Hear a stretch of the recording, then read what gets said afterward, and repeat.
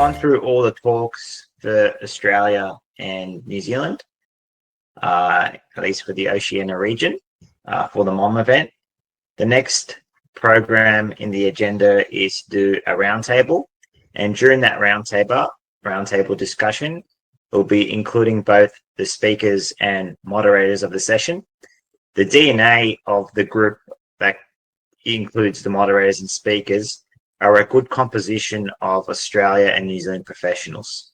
It's a great opportunity to have a roundtable discussion to give the global community some of the drivers for odor in Australia and New Zealand, what the cost burden is on industry, why it's important, how it's heavily regulated, particularly around scheduled premises in Australia and New Zealand. So scheduled premises are those that have a license to operate with the regulator, whether that's going to be a state authority like the Environment Protection Authority or a council, depending which part of the country you're in.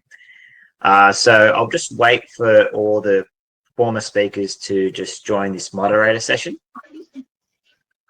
We have run 15 minutes over, but we've managed to catch up. So I commend all the speakers for being very punctual, yet delivering quality content.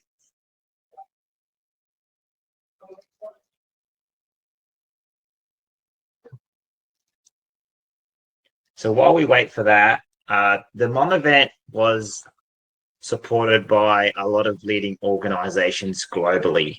And there's been a lot of effort to get through this point. Carlos did a great job with meshing the network together and bringing in all the professionals. And we all sort of symmetrically and harmoniously worked with each other for the one glorious topic of odor.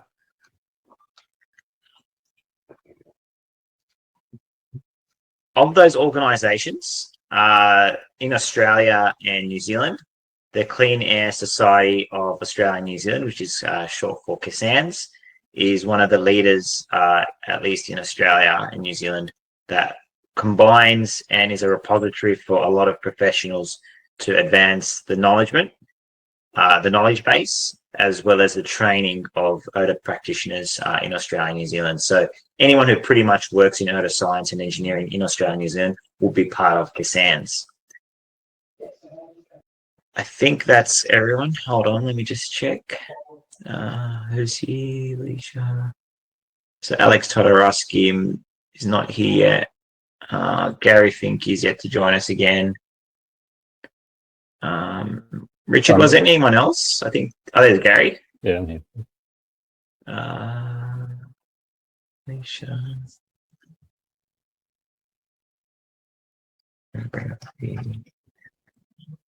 Okay, well, with that said, I might just carry on.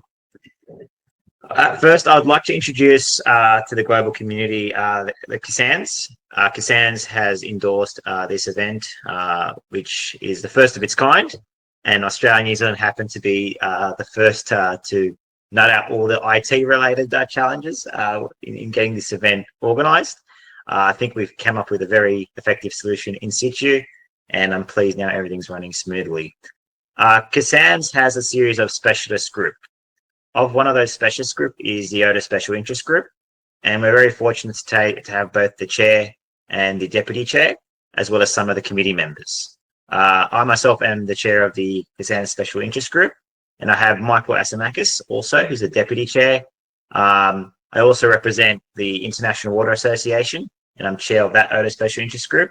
And we're fortunate also to have Gary Finke, who's the deputy chair. So what I might just do is get maybe Michael to introduce himself both as the deputy chair and for his professional affiliation.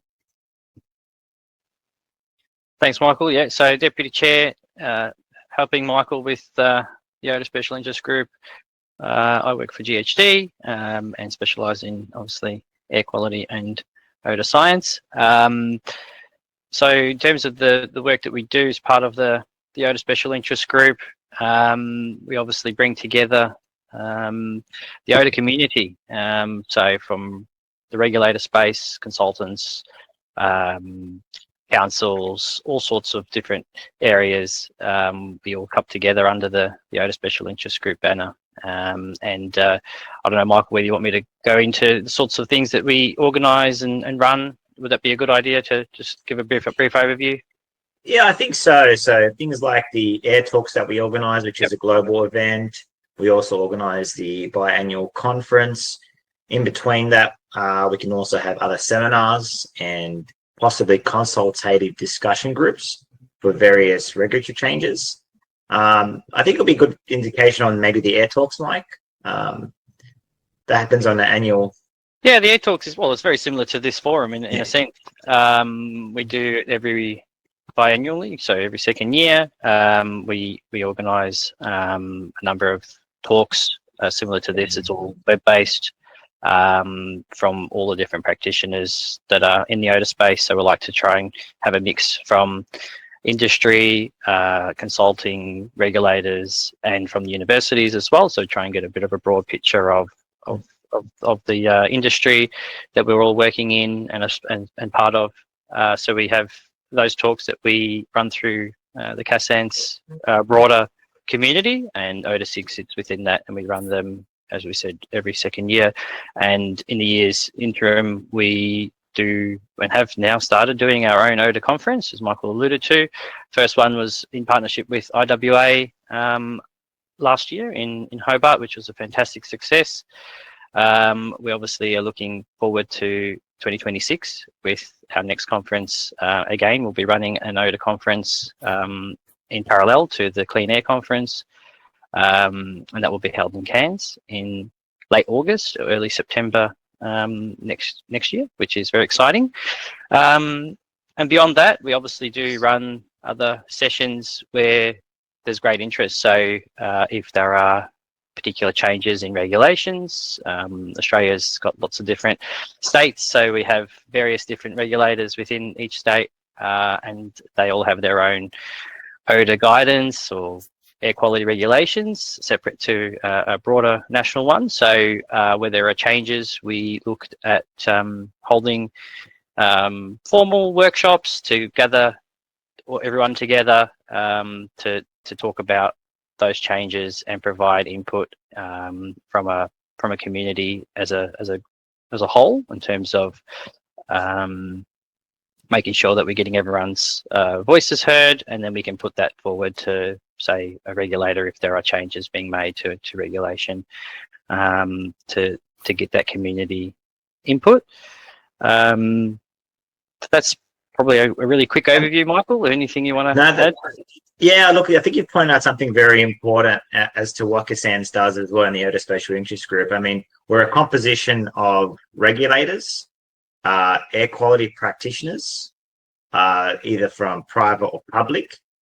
And that composition and that diversity means when we go into a consultation, we're really involving a community of people with different professional backgrounds, different exposures in various across a various range of different industries. There's also a range of scientists and engineers, and they all come together with a common interest in a special interest group. And that central communication network really helps facilitate a great consultation process. And we're very grateful and very fortunate here in Australia and New Zealand that all these professionals donate their time. We volunteer our time for the sake of really the air quality pollutant, you know, almost odor. We do it for odor. The more odor, the better. So we get richer when the world stinks.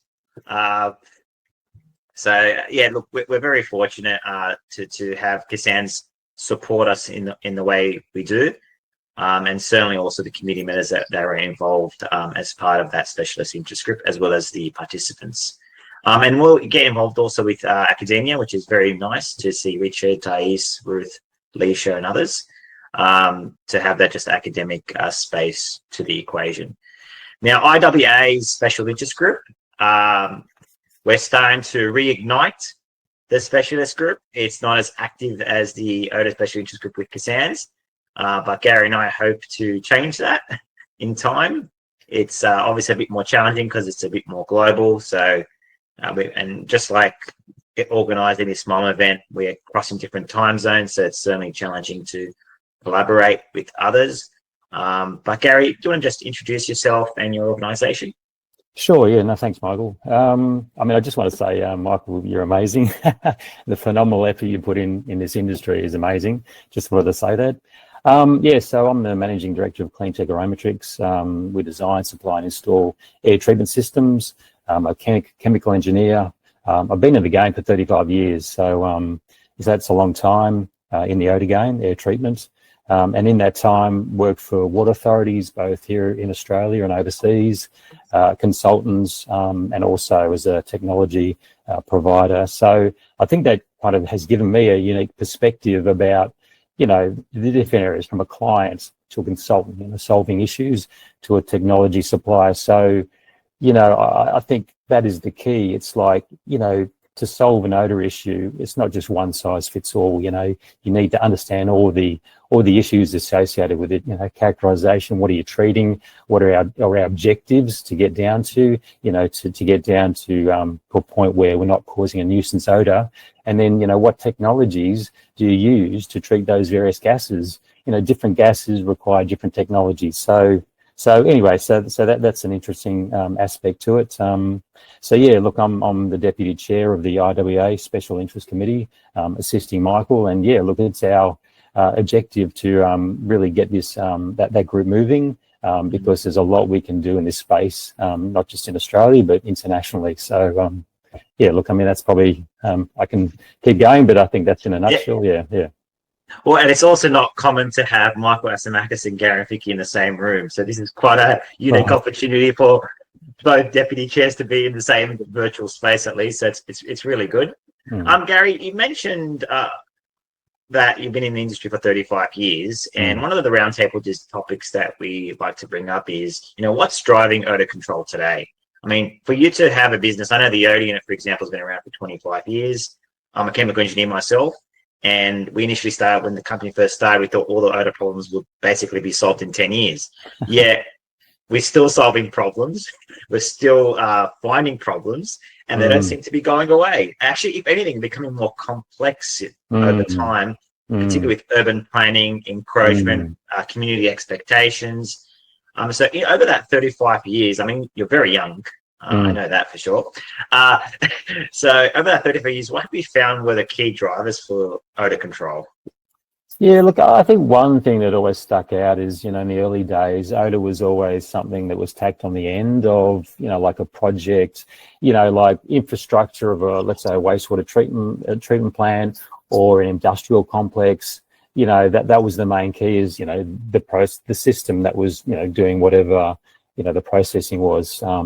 But then again, it's like, oh, hang about, you know, we need to think about odour and odour treatment and not causing an ozone nuisance. So yeah, so what we see now is really that's at the forefront of the planning. So in the very early days, the concept design, I think everyone's well aware, you know, of what we need to do to ensure we don't have nuisance odours, which is fantastic. The other thing too is, in the past, you know, a lot of it was like, oh, you know, we'll get the suppliers to, you know, solve the odour issue, you know, by determining ventilation rates, you know, what leakage rates, you know, what gas concentrations need to be treated.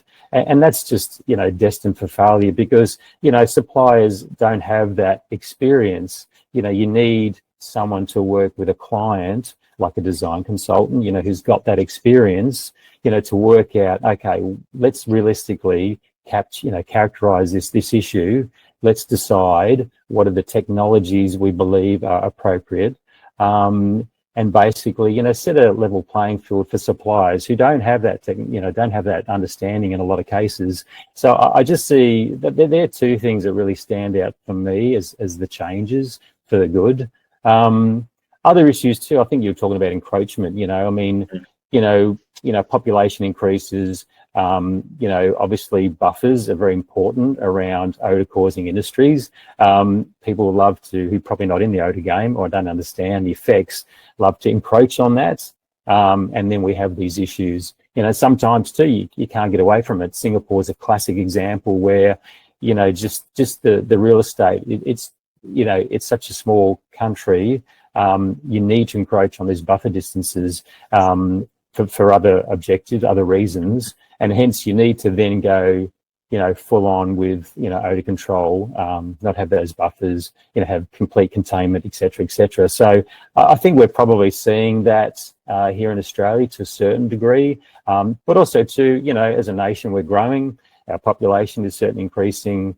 So there's more, requirements for, dealing with odors, and not making an odor issue for the surrounding community. I mean, I suppose there's some very general ones that, come to mind. There's others, obviously, but yeah. I think that impact is also being seen across the globe. I mean, the fact that we can hold an event that has global reach, but not only that, but in certain countries as well, the community awareness about odor and its potential health impacts and amenity impacts is driving regulators to potentially reconsider how they enforce action. And a good example of that is Malaysia. They're planning on releasing their odor regulations in late 2026. And when we pass the baton, I'm sure that'll be mentioned by Tan. But the fact that now we're seeing community groups who used to just accept and tolerate that odor's just there. It's just the area that we live in. It always smells. Then now the attitudes are changing, I think, and there's an expectation now. Well, hold on, I can smell it. Is it going to kill me? And even if it's not going to kill him, how is it going to affect my health in the long term? And then you've obviously got also amenity impacts. So is this affecting the price of my property, whether it be commercial or residential? I mean, if you're having an open day and you're showing around a property and all you're smelling is sewage, it's going to decrease the property value. It's like when you walk into someone's house and there's an unpleasant odor, you're probably not going to have dinner there, right? I don't know about you, but that's certainly judging others when you visit their homes. No, that's definitely the case. Yeah, definitely the case too. And I think people are more aware of their rights. Maybe in the past, you might have an odor issue and you go, oh, gee, how do I deal with that? How do I push back? Well, I can't.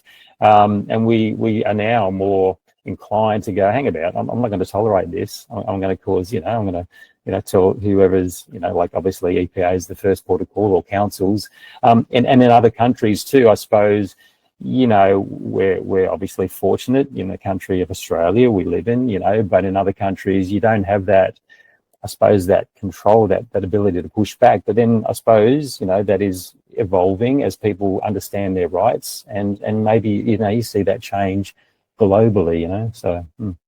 Oh, look, I agree. I think it also is a reminder of the powerful effect of odor on the overall human sensory system. It's a very powerful tool to induce a change in behavior, to induce a change of attitude modifications or adjustments, or even emotional. And Richard, I mean, do you think that's been one of the drivers today, that educating a population and allowing them to say, listen, if you smell an unpleasant odor, it doesn't necessarily mean you just need to tolerate it anymore. There is actually avenues to improve the air quality that you live in. I mean, over your experience over the past, only a few decades, what have you seen has been some of the drivers for community information, or community drivers for placing pressure on industry to minimize the impact on the environment, particularly from the odor perspective? Look, I think the main thing that's changed is the industry and the people have matured. So I think Gary's point was quite a good one, in that odor was an add-on component, both in the emission area, but also in the drinking water space as well, in terms of tasting odors. And what we've seen, it's become a clear understanding between, well, what are we wanting to measure, trying to figure out what the problem is, and seeing if the technology, it was more of applying technology from other areas, other approaches, either that was measurement, modeling, or abatement. People have realized that the solutions that they've adapted are providing some outcomes, but really are not to the changing public attitude to freedom to express, and which has changed, particularly where we've now got social media, ease of access to either local EPA, EAs, or state, federal government, that reactionary component has changed how things are moving along. Does that include the complaints and the way they're handled? So if I was someone living in the 1970s and I complained to Gary, who's the regulator, would they care? Look, I think the issue of complaints was still way behind. Complaint collection, either by our industry, by us as professionals, by environment agencies, local, state, even federal, is still very, very poor. It's sporadic. It's not consistent. Consultants, government collect all different types of information. We can just see from Geordie's example today, earlier talking about this, what happened there. And I don't see that changing. It's amazing the research projects that we have where we do get access into data, particularly some of the work James has been doing, and it is still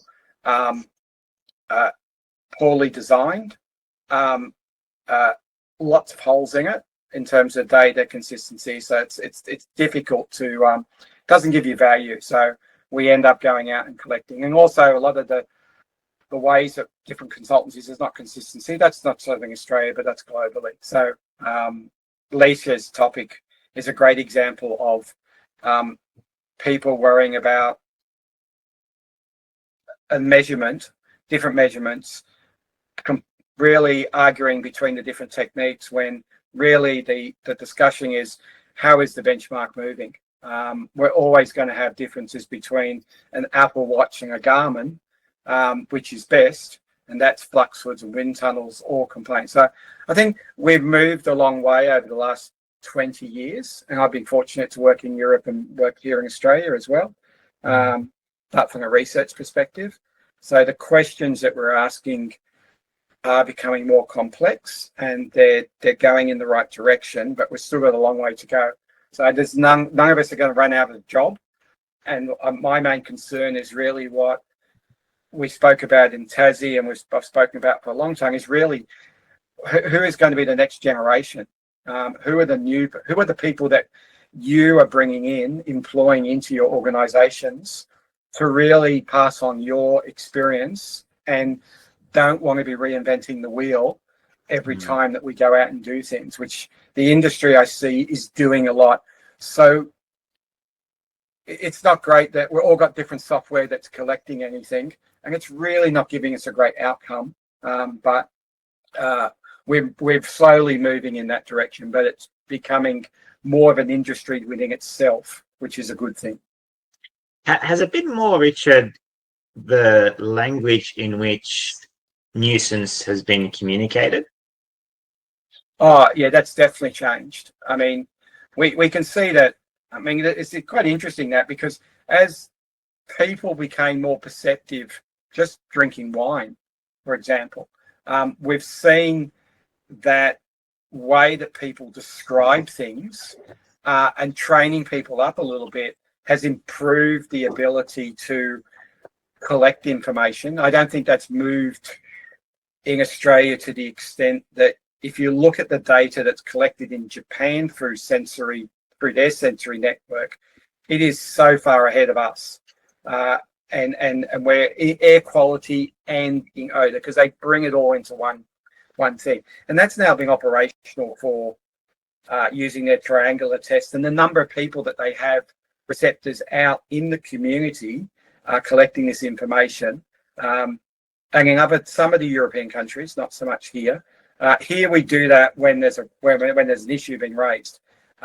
It's not background information that we might be collecting over time. Even for utilities that in the waste management industry, that probably should be a bit more proactive in investing in that, so they have background information for when things go wrong. I mean, Australia is slightly different because we're 28 million in a landmass the size of Europe. So we're basically one megacity city in a huge area. So it is different, and we do try to translate things from more intense urban global environments to practices in Australia, and there is some differences there that how we should be applying some of the approaches. I've always been interested in, it's less and less now, but industry ringing up consultants and other areas asking for emission data. That's less and less, which is great to see that people understand that what Gary was saying, the individuality of emissions from their sources. But that was always a laughing point, that I need some data for a model. And do you have any data? And, you know, in the old days, I just referred them to akhonmedia or something like that. And let them end up in court. You know, that is the difference. But I think that's changed. There's definitely a better understanding of what information you might need to collect and how you might need to communicate. I think communicating to communities around problem sites is still, it's a great career path for people that have opportunities out there, and how we work closer with people in humanities and other areas, psychology, that bringing the different sectors together, because those types of issues are not, you know, it's the issue that we've got, how we communicate about nuclear energy, how we communicate about GM products, how we communicate about all different things. That practice is the same. It's the way that the honesty in the components that we're trying to get across, and the methods that we're using. I think we try to make that a little bit too complex. Oh, look, I agree. And I think in part, it's a shame we don't have a regulator here today, but I think the regulators also play a critical role in forcing the hands of the industry to do something about it, or let alone drive the change. And as a simple example, you know, Environment Protection Authority in Victoria has introduced the General Environmental Duty. And essentially, for those in the global community, you can be prosecuted for odour. And they can also go for the director and seek criminal charges. And when you get that regulatory shift in the landscape, all of a sudden, industry and others now look at odour as something, not just this nuisance thing that you have to consider in an EIS, like an environment impact statement, or this thing that you just have to collect data from and run a model. It now becomes a more serious thing, like reputational damage, corporate responsibility in protecting the environment based on the sustainability policies or the environmental stewardship. It now becomes more tangible to an organization that, hold on, we don't just have to consider noise, we just have to consider wastewater pollution. There's this thing called air, and in that air component, we've now got this thing called odor, which not all odors are created equally, as we all know, and not all plants are created equally, which adds a nuances to the problem. I think the other point, when we're talking about engagement, we are definitely seeing a shift in the younger generation, how they look at climate resilience. It's been interesting talking about the political discussions in Australia at the moment, and the generation under us, or a couple of under us, are probably Thais's generation, Lisa's generation. They're not committed to one particular area. They're committed to a topic area, and they will move and shift. And I don't think that we're seeing in government the agility to move and adjust to that rapid movement. And so that's going to be hard. And look, the other thing is, as we all know, we're a very over-regulated 28 million population with local, state, and federal. We don't have a federal EA that can put things together so that we have some consistencies. You know, it'd be nice if we had something that fits around pharmaceuticals or drugs usage across the environment. Would be providing more direct guidance along those. We do have guidelines that come out that they are quite broad, and therefore there's individual interpretations in each state at different levels, and that creates challenges for the communities who move between the states and regions, and challenges for us as professionals to actually have appropriate solutions moving forward. I mean, some people might look at that, oh, that's good business because there's lots of things happening, but I think that's not what we should be promoting. We should be promoting consistency reproducibility, and so that we don't have these discretions in terms of methods and approaches and things like that. Yeah, with that said, Ruth, you're starting off the air quality course at the University of New South Wales. What has been your interest from the students that are coming in to apply for the course? More importantly, engage in the course and stay in the course and actually finish it. I'm just curious because it's one of those areas where, I mean, most of us who went through university, it wasn't really a subject. It was like this thing touched on briefly for fluid dynamic reasons and meteorological reasons to understand fluid mechanics. But other than that, it was done. It was like over in one lecture. So what have you found sort of the interest and some of the drivers, I guess? Just your preliminary thoughts. Yeah, so we're in our second last week of this course. So I've been doing lots of thinking and even building on some of the comments that you were making, Michael, about it's kind of like the complexity of this odour field, and Richard as well, with how the demands of people in industry are expanding. So, and again, based on the fact that a lot of people are probably chemical engineering backgrounds, so like are very readily accepting of systems thinking. So I'm teaching this course to a range of civil engineers and enviro engineers. So I'm really thinking about, first of all, where have the students kind of examined different and brought in different topics. So I gave a lecture this week on air pollution control. So like some of the students had familiar with Reynolds numbers and how you can relay that to particles and see the movement because of fluid mechanics. But a lot of the students from civil in particular hadn't done any chemistry, so they didn't know what Henry's constants were. So I think being able to kind of draw in from the different subjects that they're doing and draw those little linkages is important. Again, you can describe that. So like what happens to a can of soda, different temperatures, you can kind of get into these areas in a way that they can examine. So I think one of the big challenges with teaching a course, particularly if it's over different programs, is what do the students already know? But then also what are they interested in? So here we have a big transport area and they touch on a little bit of transport emissions, and that's definitely been something that they've been interested in. But also indoor air quality. We've been looking at all of our classrooms and it's got some great examples of like really variable indoor air quality, and like, why does this classroom smell? And we're like, let's go take some VOC tubes and you can see.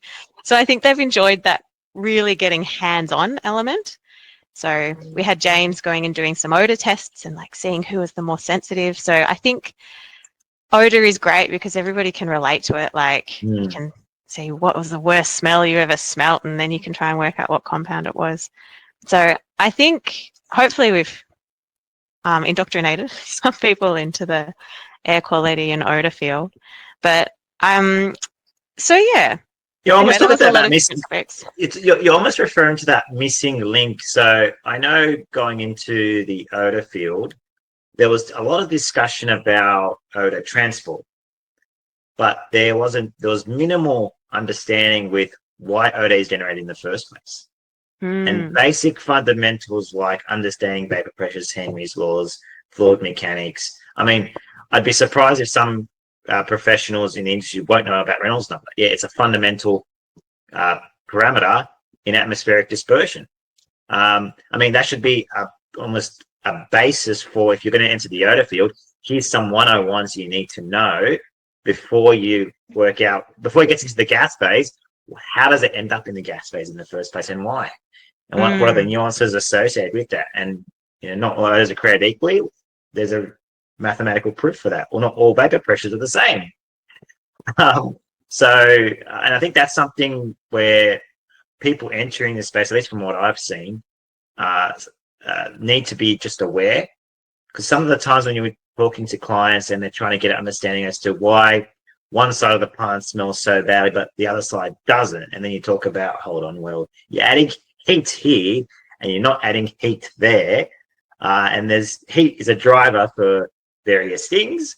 And all of a sudden you're talking gibberish to them. They just goes over their head. They think you're this intelligent person with absolute wisdom about why odors are, present, and therefore you can solve it. But really, it's fundamental.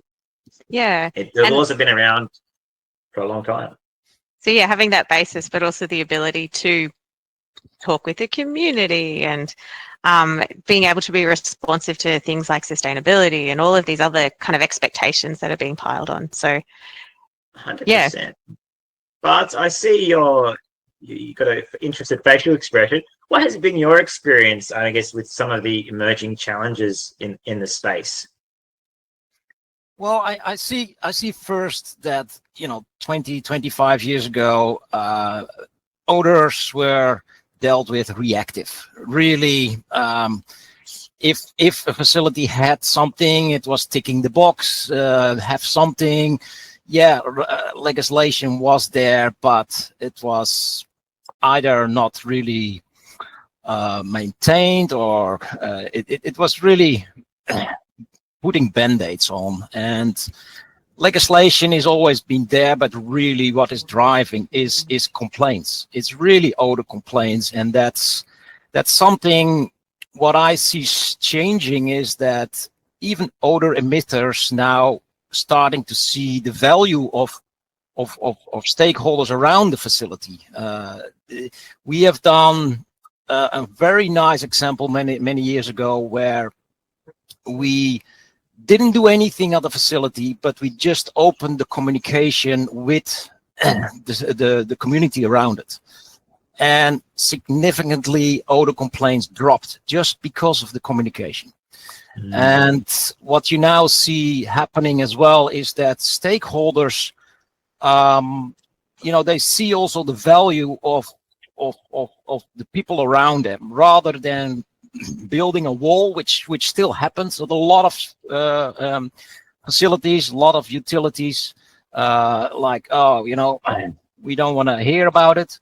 You see a change that they see them as a value, and that they can provide data to to help, at least to mitigate, because it's complex. If an operator works at a facility where they make their money, it doesn't smell to them that bad. But if you're outside and you get these wafts, it's different. And companies realize, trust comes by foot but goes by horse. And so you need to. I see a real change that companies are becoming more proactive, but there is still a lot to do in that area. I think you've pointed out something very important, though. Attitudes to odor is probably an emerging thing, where if a person is exposed to, let's just say, garbage odor, all of us here will be really interested. What compounds make up this odor? Not all garbage odors are the same. There's different compositions and concentrations of the various compounds.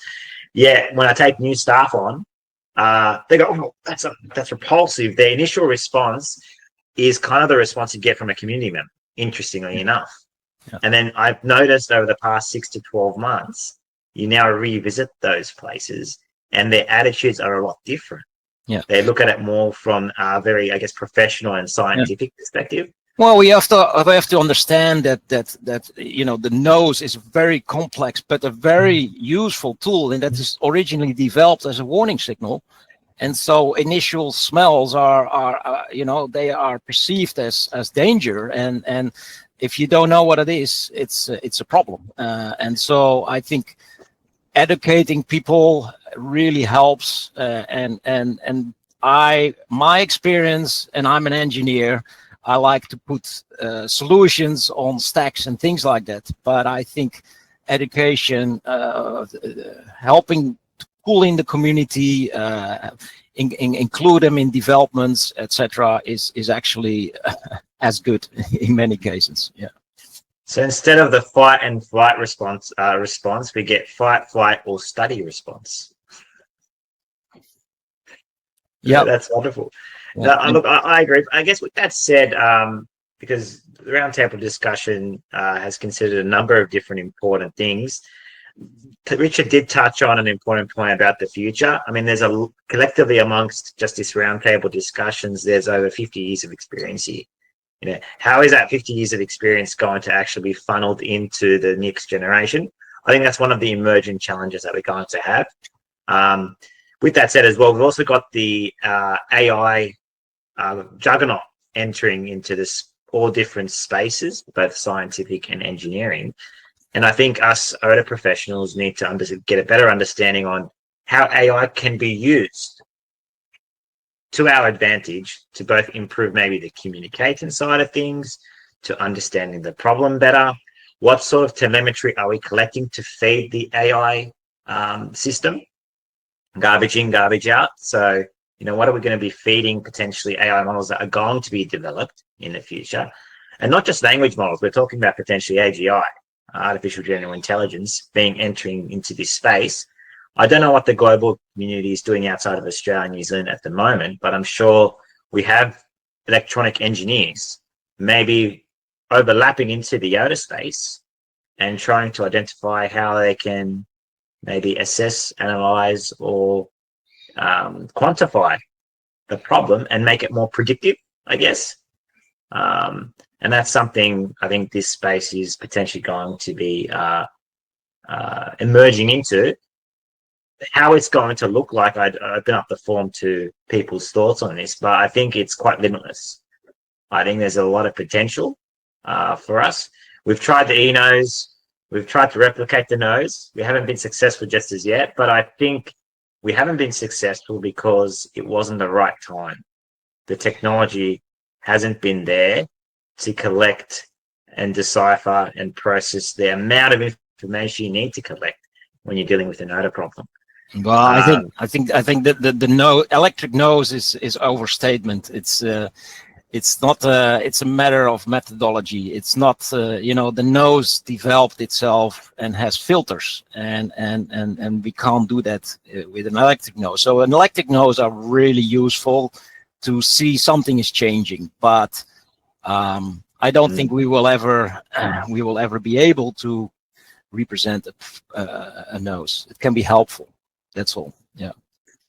Look, I agree with your sentiment, although I'm known to be an optimist with technology. So who knows, but who knows?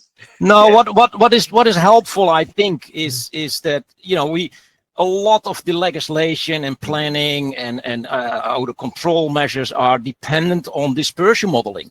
And these dispersion models and everybody that uses these models is really, it comes down to what do you put in and what model do you use. And if you want to get an output that you like, you will get it. And every consultant knows that. And so it is, I think the future is using real-time data from the field that feeds into that and can fine-tune that and optimize that. So I see there great opportunities there for this space. Yeah.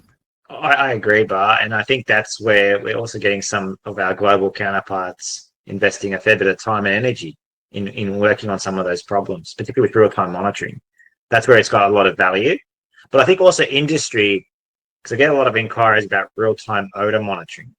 And if it's not H2S or ammonia, then you're very limited about what you can monitor, right? Yeah. And there isn't really a solution other than the human nose itself. Physical boots on the ground, someone going out there and actually collecting the data and then taking it back and post-processing what it means. And that's probably one of the hurdles that real-time monitoring has got to come over, I think. That's in the absence, obviously, of dispersion modeling, which is one tool out of this many. Because sometimes we have to correlate what the modeling is producing versus what the community is actually smelling. And that's one of the challenges, I think, that we have. Okay, well, that's been, we've covered actually all the topics. So the roundtable discussion was meant to go through what's driving odor control today, how to handle complaints effectively, and we've touched on a few subjects in that regards. What are the emerging problems? I think we've touched on also some of those challenges that are just not unique to Australia and New Zealand, but I think it's a global challenge. And certainly for our population size, I think we're doing a lot, particularly over the large landmass. And I agree with Richard, we are probably also overregulated for our population density. But hey, good air quality for all in some respects. Then we talked about lightly touched on the smart odor management and is AI being used effectively? And Bart, you've clearly indicated some of the existing opportunities that we have and potentially also how it can be applied in the future and where its effective use is going to be in. And the last one was global career opportunities for the new generation. that Richard touched on. I agree that it's great to see some young people around in this discussion, and I hope to see more odor professionals in the future. And look, part of the reason these events are held is to attract the global community, not just seasoned professionals, but also emerging young air quality professionals who have discovered the odor space. I think we all have a story about how we ended up in odor. Most of us will say we fell into it, which seems to be a common theme. But you love it. So some fall into it and they either love it or they move out and they carry on with different things. But I certainly think it's a space there that attracts a lot of intellectual demand for someone working in it. It's not easy to work in the outer space from a technical standpoint, from a community standpoint, from a knowledge-based standpoint, and really just overall, it's not like an easy problem sometimes. There's a lot of nuances, particularly with the human factor. I think what makes it complex is there's a human element to our science. And like all scientific subjects, we just like to form nice, neat correlations that add up and get a predictable output. But unfortunately, the community, who our ultimate people that are impacting, it's not that straightforward. So thank you all for participating. We are now going to enter the inaugural passing of the baton. Now, the MOM committee decided on what that baton should be, and Carlos suggested a lemon. So I don't know what the process is for passing the baton. I will digitize this lemon and pass it over to our Asian counterparts. Yes, the technology exists, teleportation. I don't know about quarantine issues, but that's your problem, not ours. So thank you all for attending the Oceania MOM event. It was a pleasure having all of you attend. We hope you enjoyed the topics. We hope you participate in future events. And if there's any further questions, go on the website and look at the MOM event, and you can do some follow-up feedback to the committee. Otherwise, I'm actually not sure about how to pass the baton. So if I could get some help from the organising committee, that would be awesome. We should have had someone from Asia join us. Well, Tan's online in the YouTube. So I'm not quite sure who's supposed to be picking it up. I think someone's just joined. Oh, somebody just joined. Oh, a few more people. Yep.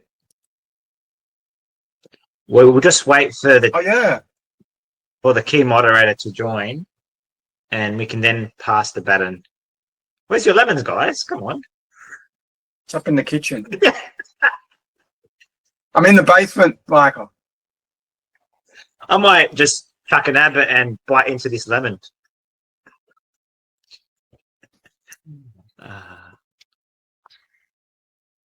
Interesting. A couple of the points popping up are about what he knows is another technique. Yeah, he knows is got to understand the issue before you can throw technology at it. Oh, agreed. Yeah, and I guess there's that general perception that, you know, as Richard said, if the technology exists, it must be a solution, but sometimes it's not. Also, I think there's a bit of mindset or attitude towards if a machine outputs something, whether that be a number or some sort of information, that it's correct. And there's this cognitive bias towards, yes, the machine says it's correct, therefore that's the valid answer. And really, is it the correct answer? Hey, the one thing I remember in really early dispersion modeling was when it went from black and white to color. You know, that was a great move. Didn't they have black and white when you were young, Richard? Didn't they have colour? They did. I mean, you know, I remember Mr. Scriggle on the TV, you know. Oh, Mr. Squiggle. So who's here? Japan's online. Yes, we're just waiting for Japan to come online. There he is. Hi, Richard. Hi, How are you? Fine, thank you. How was the discussion in Oceania time zone? We had just a very good conversation, I think, about some of the topics that the committee had agreed upon, including, so we talked about what's driving odour control today in Australia and New Zealand. We talked about our issues and challenges with handling complaints, which we understand Japan and Singapore does a lot better in, perhaps. What are the emerging problems that Australia and New Zealand face when it comes to odour technology, odour application, and odour control? We also talked about the emerging AI wave and what AI means in terms of our odour science and engineering. How is it going to impact our space? How can we benefit from it? And where is it most applicable and most useful to use? And then we discussed also global career opportunities for young professionals to enter the space and for seasoned professionals to pass on the wisdom and the learnings in the space so that we can be developing a better future for those younger generation. It's nice to have a handover, in other words, as we ship along and move into retirement. Okay, thank you. So, Takayaka, with that said, I will pass the baton to you. The inaugural Lemon from Australia. Okay, thank from you. Southwest Sydney, I pass this on to you. Okay, sure, I received the lemon. Oh, excellent. See, it works. And you see, All right.